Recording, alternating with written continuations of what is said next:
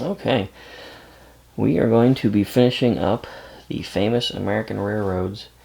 We're going to be doing the number 5 set, which came out in, well, technically it was cataloged in '84, but it didn't come out until '85. If you watch my video on the Southern set got caught up in some production issues and was a year late, and I think that was a kind of a cascading effect. So it ultimately pushed this set back a little bit, and also led to it being a kind of interesting little item in that it is the only Famous American Railroad set to be cataloged for 2 years. Now they did do a lot of work on this locomotive. I decided to kind of zoom in on her. You know, you got a nice Keystone 6200 numbering. It's a very beautiful locomotive, and I think it's definitely one of their finest out of the era. If you're not too familiar with these turbines, they are ridiculously undersized so that they can operate on O-gauge track. So they do look a little silly at times, especially next to other locomotives, when you kind of realize how large these are supposed to actually be. But it's a really nice model, and this is another one that it's not the hardest one to get, but they are kind of expensive when you find them. So I'm actually going to scoot the camera back so you can get a better view. There we go. I wanted to zoom in so you can see some of the detail on this guy, because they put a lot of trouble and effort into it. The only thing that I always thought was a little strange, though, and I think I covered this in a video once where I was kind of just running over these real quick, is they painted it the Brunswick green, the main body, and the tender. Not really sure why they did that. They went to a lot of trouble otherwise to make this prototypical, and I don't believe the original turbine was painted green like that. So, not a clue why that was a decision they ran with, but needless to say, that's what they did, and that's life. Let me go ahead and a couple of these guys. Get this fella out of here so we can move these cars around and look at them. But before we get too far into that, let me get the catalog. Alright, so initially we have the '84 collector's catalog. Got quite a bit of stuff out of this catalog myself, actually. There's the 783, really nice. I don't have one of those. Those actually bring pretty good money still. I have my 763, so I don't really feel the need to have another scale like Hudson. So that's why I don't have one. But at any rate, here's the set. Actually, let me scoot this over a little bit more. So there's the turbine in all its glory. There's the cars. This set is also kind of interesting because it kind of shakes things up a little bit. No reefer, you get a double door, which is kind of interesting. And typically Lionel lettered them for Pennsylvania, so it's kind of a neat little callback. And then you get a more accurate Pennsylvania style caboose. So that's pretty cool.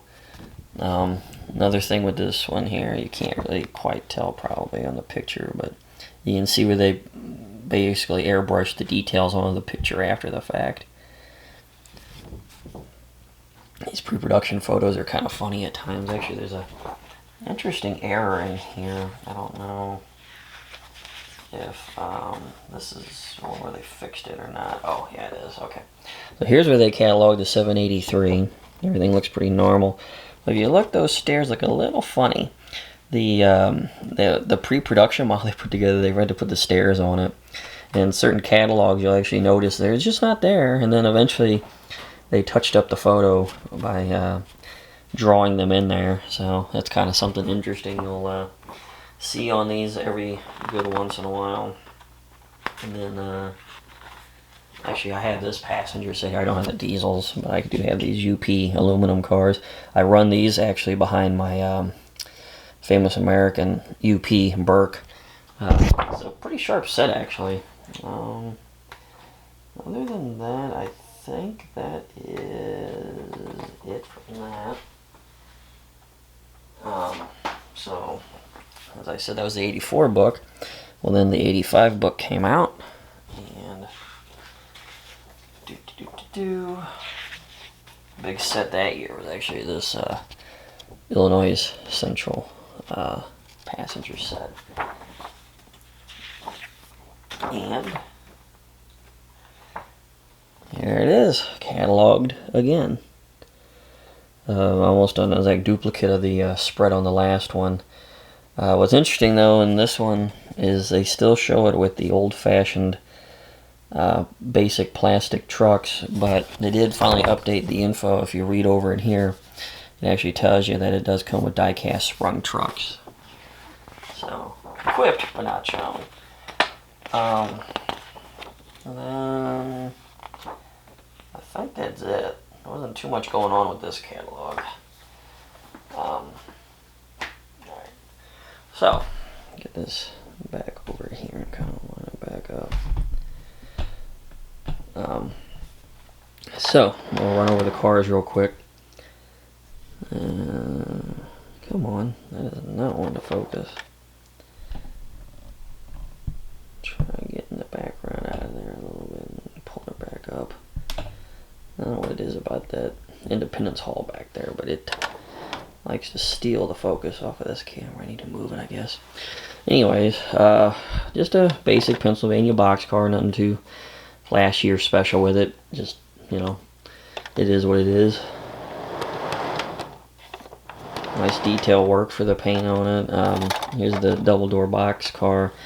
A couple of these got released here and there during the MPC era. I don't think any other Pennsylvania ones ever got released, but these did sneak out here and there. Not as common as other cars, but they're out there. These typically, as this one actually says automobiles on it, typically these were used for transporting automobiles back in the day.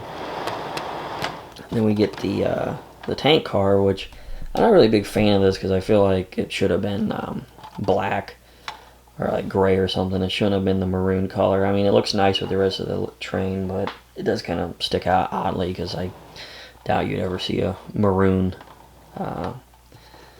tank car. But they did actually go to a lot of trouble for the detail work on these. It's a nice set, it really is. Then we come to the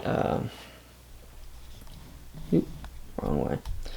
Then we come to the there we go, hopper car, back to covered. It's a nice looking car. It does kind of break up the monotony because it's the only one that's not maroon, thankfully. And then we come to the bonus car. Now if you notice, I didn't show a catalog with this bonus car. You'll also notice this 5-digit number instead of a 4-digit number. This car did not come out until '89, which is well after MPC had moved along. General Mills no longer owned Lionel, and it was in the Richard Kuhn era. So this car finally came out real late in the game. It's not too hard to find. I believe back in the day people believed it to be a lot harder to find than it really was. If, you know, this was what Lionel had originally initially had planned to put out, I don't know. Was it something they were like, hey, we never did do that, we should do that? You know, I don't know. I don't know the backstory on it. Chances are this is what they planned from the get-go, because it's a stock, double-door stock car. They were kind of running with that for a while. So, needless to say, but yeah. Not exactly a hard car to find. None of the Pennsylvania stuff really is. It's just, being a popular railroad, I find the stuff to be pretty easy to get. This set seems to have sold really well. Doesn't really seem to be any more expensive than anything else either. So if you do want to go for the number 5 set, the worst piece to track down is actually the turbine. Other than that, it's not too bad. That turbine is just a scotch hard to find, and it's just a scotch expensive. But you know, it's a popular model, so you know. And then we come up to the caboose, which is done really nice. And that's about all I got on this set. Just a quick overview. Oh, battery's dying. So, that's a nice set. You know, initially I wasn't really gonna get the complete sets for these guys. I was actually just going to do some picking and choosing, but I found I kind of wanted all the locomotives out of this set one way or the other, and then I started buying up some of the cars when I'd see them, and before I knew it, I kind of just had the whole damn works, so I just kind of ran with it. They are really nice when you put them together. You know, if I had to say I had a favorite, it might actually be the UP set. I don't know why. I just really like that Union Pacific set. After that, it's probably kind of a weird toss-up between the Great Northern and the Santa Fe. I like those two quite a bit. And then, unfortunately, even though I think these, the Southern and the Pennsylvania are just gorgeous, unfortunately, they just don't pop as much with me. I'd actually have to say, if anything, this Pennsylvania set's probably my least favorite. The cars are just so lackluster, all being maroon like that. So it's not really a knock against the locomotive, because I love this locomotive. It's just the rest of the cars just kind of don't have any panache or pop to them, really. So it kind of drags the set down as a whole.